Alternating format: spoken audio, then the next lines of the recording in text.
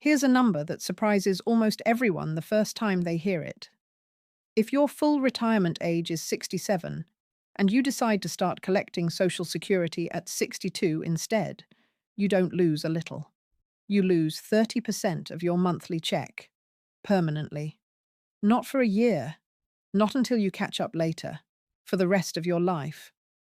And here's the part that really catches people off guard: that 30% number isn't about retiring at 55 at all. It's just about when you claim. Retiring and claiming are two completely different decisions, and most people, understandably, treat them as the same one. I'm May, and if you've ever pictured yourself stepping away from work at 55, I want you to know you're not alone in that daydream. It's one of the most common ages people quietly aim for. And if you're one of the roughly 11% of Americans who actually pull it off, genuinely, congratulations. That's not a small thing.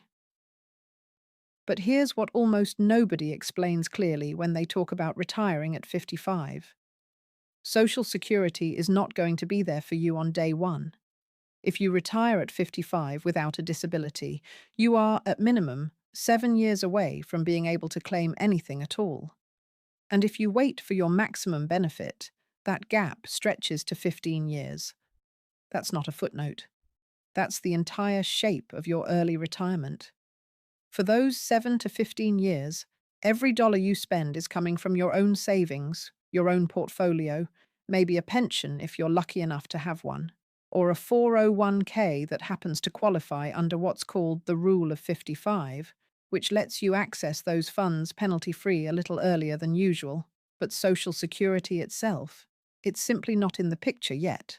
Before we go further, I want to say plainly, everything in this video is for educational and informational purposes. I'm not a financial advisor, and nothing here is personalized advice for your specific situation. Think of this as me handing you the map, so you can have a much better conversation with a professional, or simply make a more informed decision on your own.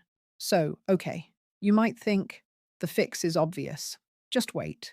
Delay claiming until 70. Get the biggest possible check. Problem solved. And there's real truth in that. If you claim at the earliest possible age of 62, you receive 70% of what your full retirement age benefit would have been. Wait until your full retirement age of 67, and you get 100%.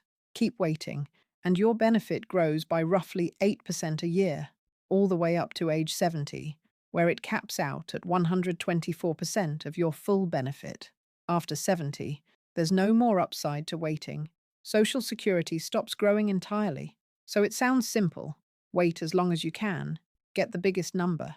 But here's the layer almost nobody talks about, and it's the one that actually determines your benefit more than the age you claim. It's not just when you claim, it's what you earned, and for how many years, before you ever got there. Here's the mechanism, and I want to walk through it slowly, because once you see it, you'll never look at your Social Security statement the same way again.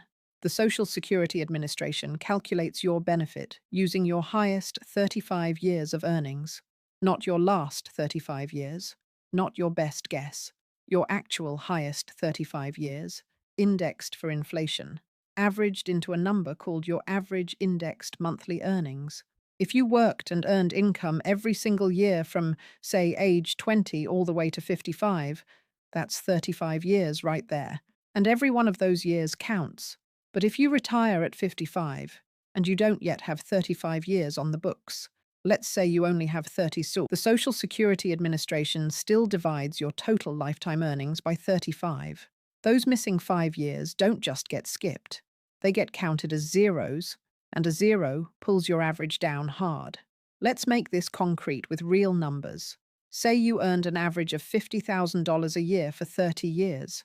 Your total lifetime earnings would be around $1.5 million. Now, if Social Security divided that by the 30 years you actually worked, you'd get $50,000 a year as your average. But that's not how the formula works. It divides by 35 regardless. $1.5 million divided by 35 comes out to about $42,857 a year. That's your new average. and it's meaningfully lower than the $50,000 you actually earned, simply because 5 of those 35 years are sitting there as zeros. That lower average carries all the way through to your monthly check. With a full 35 years at $50,000, your benefit at full retirement age might land around $1,800 a month. With those 50 years dragging the average down to roughly $42,857, that same benefit might drop to somewhere around $1,600 a month. That's a gap of about $200 a month, every single month, for the rest of your life. And remember, that's the full retirement age comparison. If you also claimed early at 62 on top of having those 0 years, you'd be layering a 30% reduction on top of an already lowered base. Two separate mechanisms, both pulling in the same direction. There's a second piece to this that's just as important and even less talked about. Social Security indexes your earnings for inflation, but only up until age 60. Any income you earn after 60 is counted at face value, no inflation adjustment at all. So if you retire at 55, you're not just potentially leaving zeros on your record, you're also giving up what are statistically likely to be your highest earning years. Most people's income in their 30s, 40s, and 50s is meaningfully higher than what they earned in their 20s. Say you started at 20, earning $40,000 a year, and by 55, you'd worked your way up to $100,000 a year. If you kept working, every additional year at that higher income would replace one of your old, lower earning years in the 35-year calculation, lifting your average even further. Retire at 55, and those replacement years simply never happen. It's worth pointing out that this same math cuts both ways depending on when you claim. If that worker with the full 35 years and the $50,000 average claimed early at 62, their $1,800 full retirement age benefit would drop to around $1,260 a month, reflecting that 30% reduction we talked about earlier. If instead they delayed all the way to 70, that same $1,800 benefit would grow to roughly $2,230 a month, reflecting the 24% increase on top of the full benefit. Now, layer the 0 years back in. The worker with only 30 years of earnings, whose full retirement age benefit was already reduced to around $1,600 a month, would see that shrink further to somewhere around $1,120 a month if they also claimed at 62.